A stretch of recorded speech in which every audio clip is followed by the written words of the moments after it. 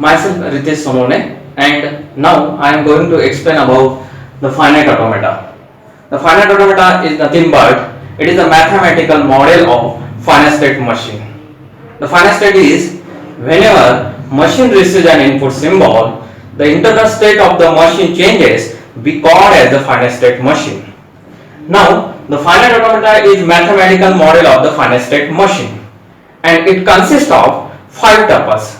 The 5 tuples are nothing but that is machine M is equal to Q, sigma, del, Q0 and F, where Q is nothing but finite set of the states, sigma is finite input symbol, del is the transition function. This transition function mapping from Q into sigma, it produces the Q. It's same as the state function, that is it is analogous to state function. The state function is I into S, it produces the states, where Q is analogous to finite set of the states means S, and sigma is analogous to I means I, and it produces the states, that is I into S, it produces the states.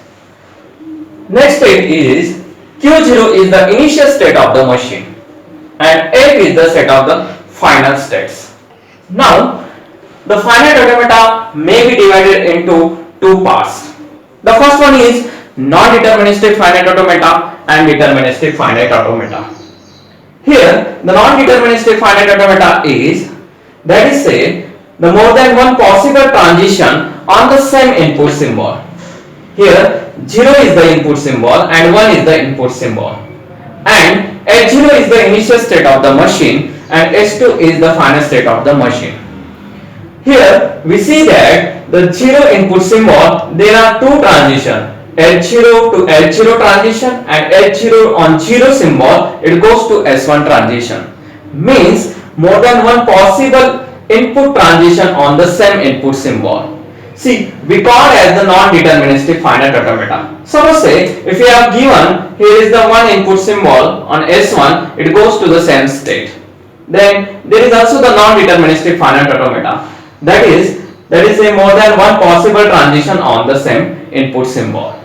Now the non-deterministic finite automata is denoted by M is equal to Q, sigma, del, Q0 and F, where Q is the finite set of the state. In this diagram, the states are nothing but H0, S1 and S2.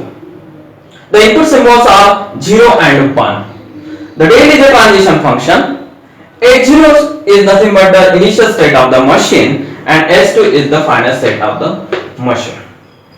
Now, the del transition function in NFA is defined as Q into sigma. It produces the power set of the Q, that is say 2 raised to Q. How we define the power set? Suppose say here the set is S is equal to H0 and S1.